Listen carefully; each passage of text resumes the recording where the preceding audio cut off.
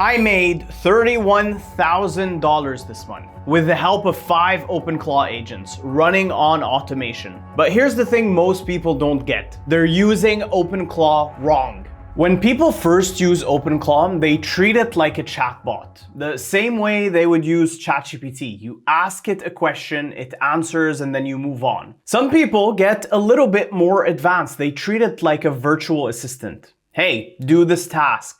But that's still the ceiling for most people. The biggest mistake is you are not using it as what it actually is. An operator, a chief of staff, a COO that could run and manage your business. I stopped treating my OpenClaw like a chatbot. I started treating it like an employee. And that single shift changed everything. Not the tools that I'm using, not the model, the LLM, the mindset. Because the moment you stop seeing your OpenClaw as an assistant and start seeing it as an actual team member, things start getting crazy productive. They start running your business, not just answering questions, running it. I started with Max, just one agent, my main AI agent, my chief of staff today. But within like a week, I noticed we were doing the same exact things over and over again. It was constantly forced to context switch like crazy. 1 minute we're talking about X, the next minute we're talking about YouTube, next minute fixing the website. My head was spinning, his attention was everywhere, and I realized Max was becoming a bottleneck. Not because he's dumb, because his bandwidth was spread across hundreds of different tasks. So I did something obvious in hindsight. I decided to specialize my AI agent. And so I created agents that would own specific parts of my business. One would be for X, one for YouTube, one for trading, one for web design. That way, Max, my main AI agent, could stop being the guy who does everything and start being what he's actually supposed to be, a chief of staff. Managing the team, making sure everyone's running, making sure I get the reports that I need. This way, his attention wasn't spread across hundreds of tasks anymore. His attention would be spent on monitoring 5 specialists. A lot more brain power for him. Which leads us to today. Max over here, he runs everything. He communicates with all the other agents, makes sure that they're running properly, makes sure that they're doing their job, makes sure they're giving us the output that we need and that they're getting the output they need, that they're all able to talk with one another. He's literally the hub that connects all the different agents together. Then we have Sage over here. He's our X content specialist. Sage literally spends his day obsessing over X, everything happening on X, everything that's trending. He manages this trend radar, spots every single trending topic as it comes along and flags it for me. Comes up with tweet ideas for me to approve, post, go over, create if I have to. But it gets deeper. He tracks every single competitor on X, seeing what's working for them, cross-referencing, comparing it with what I typically post. So I'm not just getting ideas, I'm getting competitive intel. And you can see these are all ideas from him. These are all tweets he's recommended.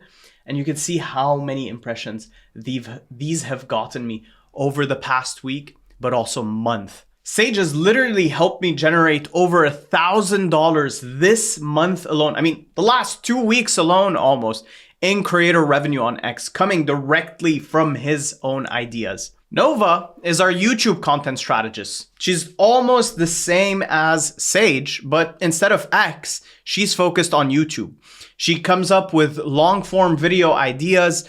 She scans YouTube for trends and outliers. Look at her coming up with different ideas for my YouTube channel for me to film. This video right here was an idea that Nova pitched to me, and she scans YouTube for trends and outliers, videos performing better than anything else in my niche or in topics adjacent to my niche. She literally flags those opportunities for me and comes up with ideas of things I can record. And as you can see through her ideas, I've been able to perform on YouTube better than I ever have before. This is all literally thanks to Nova, my AI YouTube agent. Then we have Knox, my trading agent. Knox monitors all of our trading bots. We've got a 15-minute market bot. We've got a 5-minute polymarket bot. We've got a hyperliquid bot, a copy trading bot. Every 2 hours, Knox will literally look at all 4 of the bots' logs. He will run a scan, check the logs on all the bots, and make sure that everything is working. If something's wrong, he will fix it. And lastly, we have Pixel, our web strategist.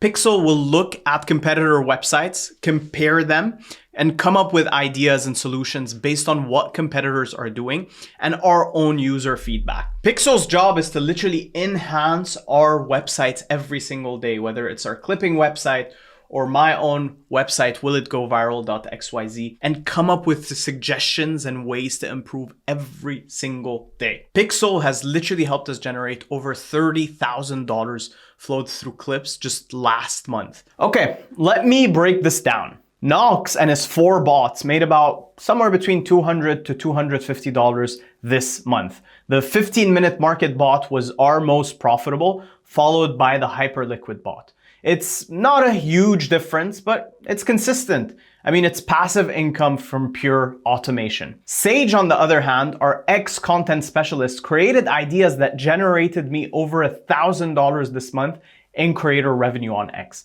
That's direct money from his content strategy. And then Pixel, our web app specialist, helped us improve clips.unfungible.xyz and helped us generate over $30,000 that flowed through that website last month. That's not all Pixel, but she was the one constantly flagging what to improve. Oh, we also have a bunch of sales automations that my co-founder Leon built, where it finds leads, emails them, tracks them, manages them in our CRM, scores how we're doing through calls.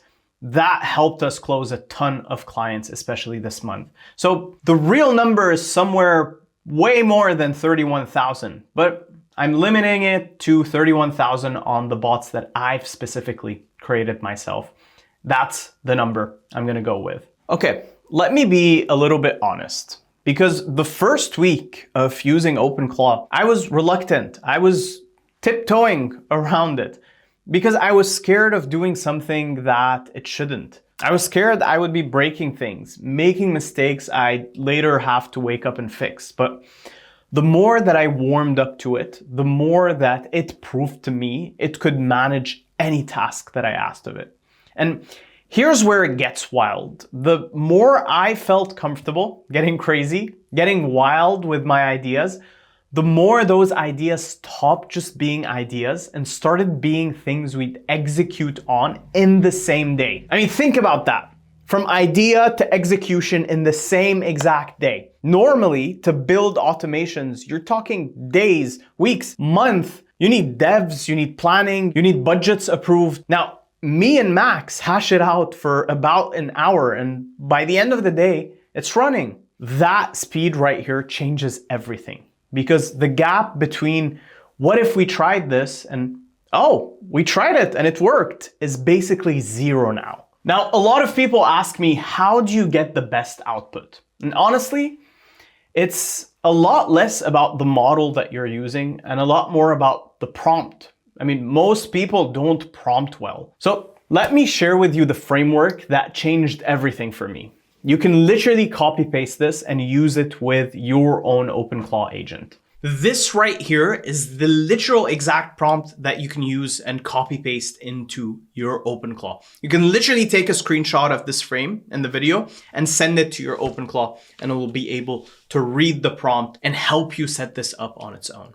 That being said, let's go through the prompt. So step 1, outline a specific objective and be as clear and specific as possible. You don't want to say something like improve our website. I want you to be specific. I want you to say something like audit clips.unfungible.xyz for UX friction on the pricing page for the first time visitors. Suggest 3 fixes we can ship in 1 day. You see how different that is? You see how that might help your agent understand its goal better, which leads us into step 2. Give it clear KPIs and a win condition. Clear goals, clear end goals. I mean, define to it, what does done look like? What are we measuring here? What's the win condition that we're after? And then step 3, tell it to ask you questions. This is one of the most important steps. Literally tell them, ask me questions in order to reach clarity. This forces the AI to ask you questions instead of assuming the answer. And this is huge because you know why most people get bad output?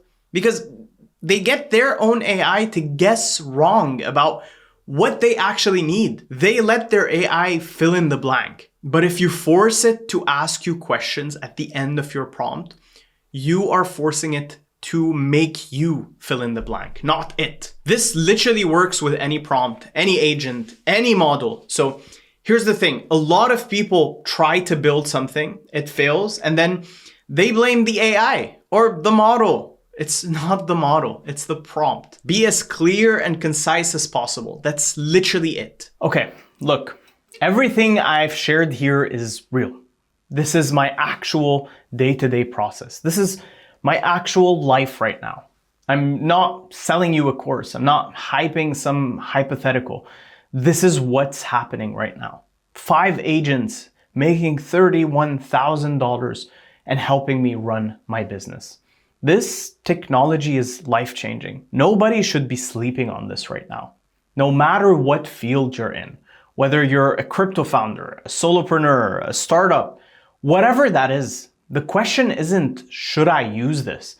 The question is, what would my first agent do? What part of my business could I automate today? What specialist would make the biggest difference right now? Figure that out. Build it and watch what happens. If you found this video helpful, make sure to subscribe and drop a comment. What would your first agent be? See you in the next video.